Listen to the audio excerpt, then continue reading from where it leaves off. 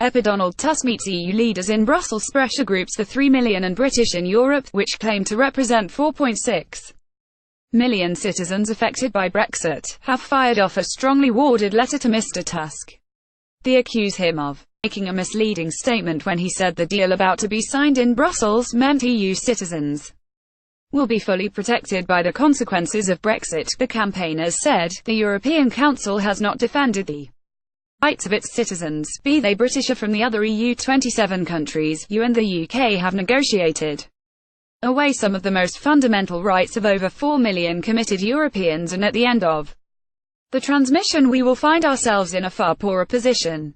The European Council has not defended the rights of its citizens, be they British or from the other EU 27 countries. Campaign groups letter. The groups said omissions in the withdrawal agreement on citizens' rights makes for a bleak, uncertain future, and they called on Mr Tusk, who is meeting EU leaders this week to discuss the Brexit withdrawal agreement, not to sign off on this whole-scale withdrawal of our citizens' rights to build a new Europe on the ashes of our right. The move comes in response to a letter Mr Tusk wrote to members of the European Council, in which he claimed he had achieved success when it comes to citizens' rights. The campaigners said, this is simply not the case. EPADonald Tusk with Jean-Claude Juncker. Citizens' rights groups have become increasingly incensed by repeated claims by politicians on both sides of the channel that their rights have been guaranteed post-Brexit, and insist they will be worse off as things stand.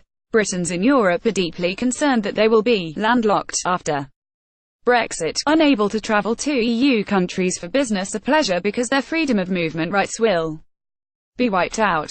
They are the only group that will be affected in this way, as EU citizens in the UK continue to have free movement by virtue of their EU nationality. As it stands, Britons' professional qualifications will not be recognised anywhere outside the country of their residence, and they will be unable to offer their services in another EU country or to people in another country. This will affect professionals, including IT contractors, bankers, lawyers and architects, as well as people working in engineering, pharmaceuticals, hospitality, the media, and the arts.